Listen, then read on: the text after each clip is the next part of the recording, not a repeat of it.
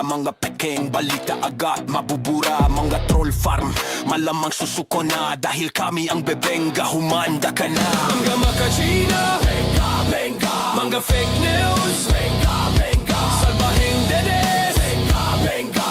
Halik sa Walang kawala ang may sala. Pegador, wala kang kawala. Benga, bengador, kayo ay maganda. Benga, bengador, galit sa masama. Benga, bengador, ang sa inyo bebenga. Benga, bengador, wala kang kawala.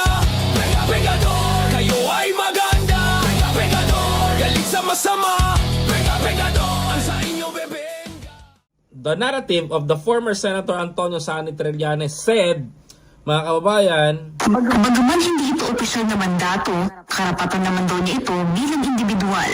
Maliban kay Congressman Duterte, nauna nang maghain ng reklamo si Trillanes, laban naman kay Senador Bongo at dating Pangulo Rodrigo Duterte para sa umuling pag-award ng 7 billion worth of projects sa tatay at kapatid ng senador.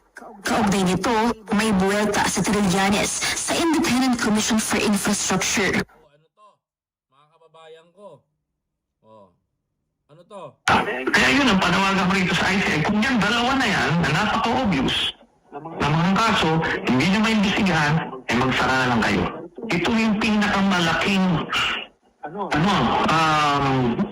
halaga na involved sa corruption dyan sa infrastructure na yan. Correct, mga kababayan. Dali mo, Senator Antonio Sani Trillanes. Totoo yung sinabi ni Sani. Mga kababayan ko. Totoo yung sinabi niya dito. Na si Pulong ang may pinakamalaking budget insertion. Pero ba't hindi maimbestigahan ng ICI? Eh baka sakali, sabi ni Sani, magsara na lang daw kayo. No. O eh baka yun yung sinasabi ni Sani dito. Baka yung ICI daw po, mga kababayan ko, magsara na lang daw po kayo. O bahala na kayo kung ano pagkakaintindi nyo doon. Magsara na lang daw kayo. Itong si Senator Sani, medyo matalinhaga sa double meaning eh. Two words na eh, magsara. Magsara o magsara. Baka ibig sabihin niya, magsara na lang daw kayo. Di ba? Magsara Duterte na lang kayo o magsarado na lang kayo. Mga kababayan. And speaking of that, mga kababayan ko, tama rin naman po. Kahit nga po yung 7 billion pesos awarded kay sa mga pamilya ni Bongo, eh bakit hindi ho mapag-usapan? Hindi ho makasuhan. Sabi ko nga ho sa inyo, mga kababayan ko, sa Pilipino, karapatan ko rin ho magtanong, karapatan ko rin ho mag-usisa kasi I am a taxpayer. Taxpayer po tayo, mga kababayan ko. O no? Taxpayer po tayo. Tayo rin po ay nagbabayad ng buwis araw-araw. Saan po tayo kumakain? Taxpayer po tayo. Kaya tama po, mga kababayan ko, na magtanong ho tayo dito. Ngayon, as a content creator, as a blogger, as a political commentator, mga kababayan ko, questionable po sa akin yon. Ba't hindi ko maipakita ng Independent Commission on Infrastructure ang kanilang mga dapat na makasuhan? Actually, marami naman recommendation yung ICI na makasuhan, mga kababayan ko. Marami pong recommendation, marami na pong napailan ng, sa ombudsman. Pero ang gusto kasi ng taong bayan, mga kapatid, kung gaano kayo kabilis umaksyon nung pinakulong si Trillanes at gaano kabilis umaksyon na mabawi ang pera ng taong bayan, mga kababayan ko, eh sana ganon din po, mga kababayan ko, sa pag-iimbestiga papunta doon sa mga mastermind, mga kababayan ko. Alam naman natin na lumala ang issue ng pera, korupsyon noong panahon ng mga Duterte. Hindi natin maitatanggi yan, mga kababayan ko. Kitang-kita naman ng mga mata natin kung papaano tayo ninakawan at pinagdambungan ng pera nung panahon na sila ay nakaupo sa trono sa Malacanang. Tuloy. Di ba yun ang purpose nila ng kanilang creation? Yung imbestigahan? Giit ni Trillanes, dapat magsimula sa Administrasyong Duterte ang lawak ng investigasyon ng ICI dahil anya, doon daw nagsimula ang ganitong mga practice. Tingnan. Correct. Mga kababayan ko, bago tumuloy si former Senator Antonio Sani Trillanes. Na naalala nyo si Sara Diskaya. Mga kabayan ko, umamin starting ng 2016, nakakuha sila ng mga big projects na almost umabot ng 37 billion pesos. Mga kababayan ko, naalala nyo yun? Ay, totoo yun, mga kababayan ko. Tuloy, ito papakinggan nyo. Nila Diskaya, lumago yung kanilang negosyo simula noong late 2016 hanggang 2022. 2017, ito yung daang bilyon yung nakuha nilang mga proyekto. Itong Yusek Bernardo na to, na-appoint ito na Yusek noong panahon ni Duterte. Sino nag-recommenda sa kanya dyan? Si Bongo. Diba? Mga kababayan ko, alam mo kasi, sa totoo lang, pag nakaposisyon ka sa gobyerno, ako naniniwala ako sa sinasabi ni Senator Sani eh. Minomonopoly nila yung isang trabaho para mahawakan nila yung pera ng taong bayan. The question is, asan ba ang corruption nung panahon na yon? Nasa labas ba o nasa loob, mga kababayan? Mga kapatid, same strategy ng ginawa ng Amerika. Alam nyo, ito, bigyan ko kayo ng ideya, mga kababayan ko. Sa Amerika, walang korap sa gobyerno. Oo, mga kababayan ko. Pero ang korap nasa labas. Hindi siya korap na masasabi, mga kababayan ko. Hindi siya korap na masasabi. Pero, ang korap nasa labas. Paano? Mga kababayan. For example, Donald Trump, kinuha niyang kaibigan si Starlink. Elon Musk, sino pa isa? May kinuha pa siyang isang kaibigan. Si Elon Musk, maraming investment. Sample ng investment, Tesla, Starlink, ganyan whatsoever, mga kababayan ko. Hanggang itong si Amerika, mga kababayan ko, is merong merong percentage si Donald Trump sa business ni Elon Musk. So ngayon, si Amerika i-distribute niya yun sa iba't ibang bansa na kailangan zero tariff kami ang Amerika, ganyan, whatsoever, babagsakan namin kayo ng Tesla para mas mura. Mga kababayan, ganon mga kababayan ko. So whatsoever, sa makatuwid, hindi nag-corrupt si Donald Trump sa loob ng Malacanang, sa White House, hindi nag-corrupt si Donald sa White House, sa government nila, pero corrupt siya pagdating doon sa style ng pagbibusiness sa labas with another dummy person. Hindi natin masasabing dummy, crony. Okay? Sa Pilipinas, mga kababayan ko, ganito. Kapag executive secretary ka, ikaw ang executive secretary, for example, si Bongo, mga kababayan ko, malaya kong ipa-approve sa kamag-anak ko. Oo, sa kamag-anak ko, yung project. O sige, DPWH, bigyan mo ng project ito na worth 7 billion pesos itong CLTG na Christopher Lawrence Bongo. Go. Itong CLTG, bigyan mo rin itong builder, itong kapatid ko na worth 7 billion. Okay. Ngayon mga kabayan ko, sabi ni Go, wala akong alam dyan. Hindi ko alam yan. Wala akong alam dyan. Hindi ko alam yan. Pero nakakuha ng Siyempre, backer niya yon, mga kababayan. Uso yan, huwag na tayo maglokohan. Huwag na tayo magtarantaduhan dito. Ganyan ang diskarte ng mga nakaupo sa gobyerno natin. Ngayon, for example, ngayon, etong si contractor na tatay niya, may percentage sigo. Nakakuha sila ng worth 100 million pesos project, all automatic 20 million kay Bongo, 80 million lang ang pagapang sa ganito, hanggang sa matsuktsak yung mga bondo, hanggang maging 30 million na lang yung pampapagawa para maging substandard.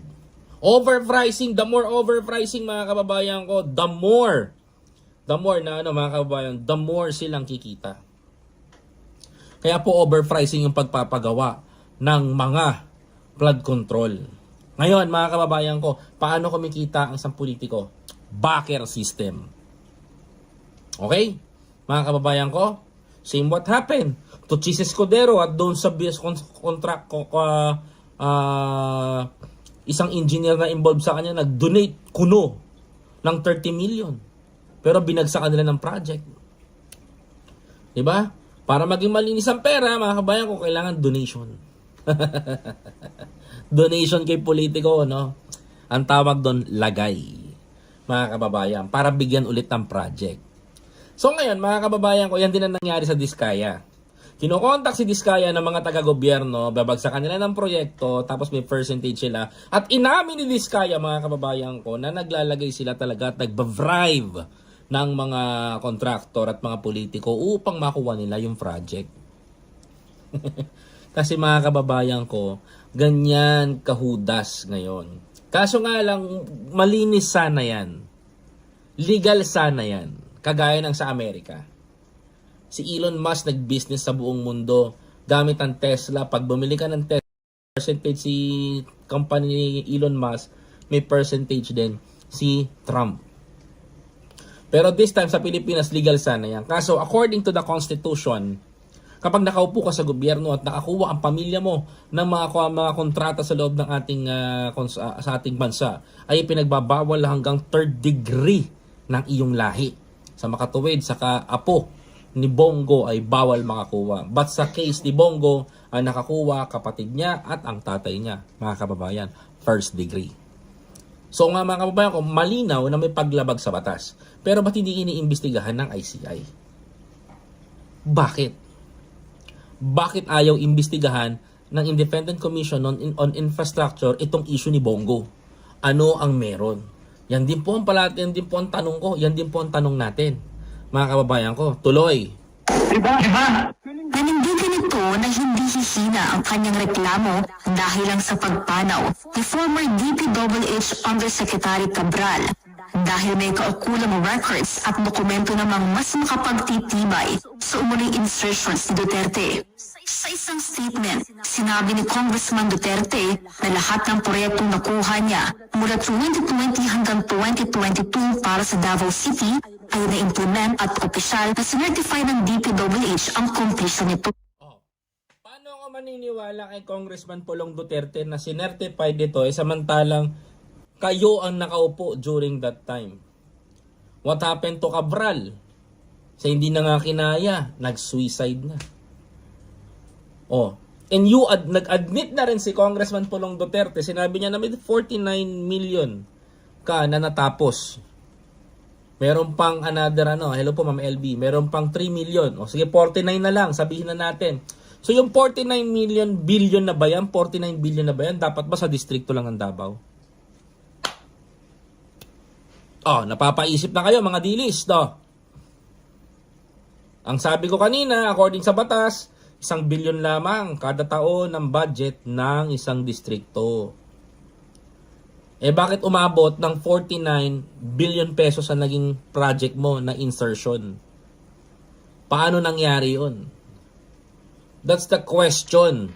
Paano nangyari yung 49 billion pesos naging kumbaga naging advance pala ng 49 years ang first district ng Davao. Ang galing, mga kababayan ko, di ba? Tama ba ako, mga kababayan? Naging pala siya, naging first district, naging advance ng 49 years. Kasi 1 billion lang kada isang taon. 'Di ba? Napapaisip na kayo, tuloy.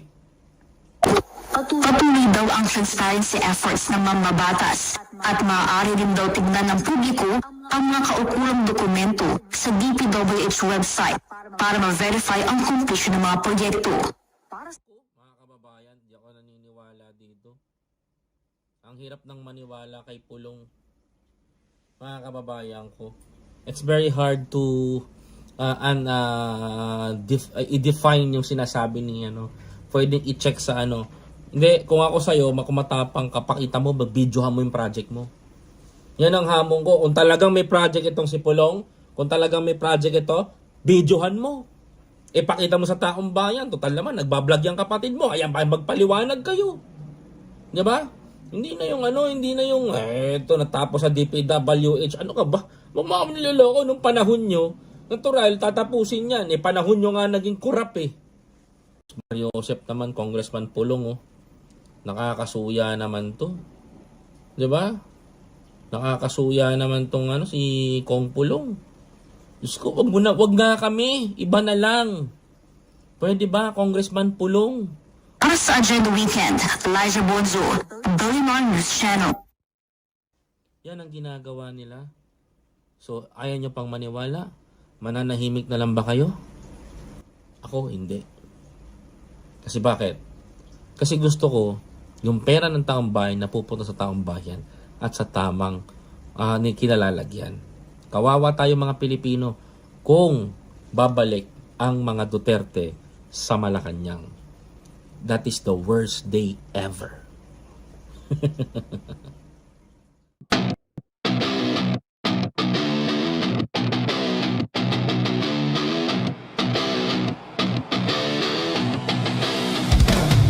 Hey!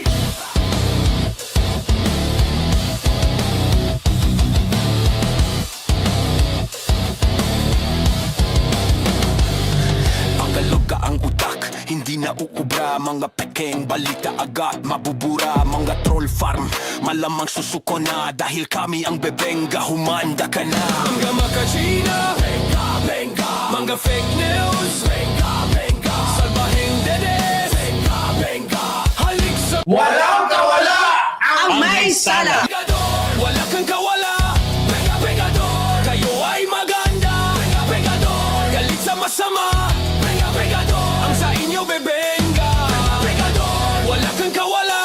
Benga, Pegador, kayo ay maganda. Benga, Pegador, galit sa masama. Benga, Pegador.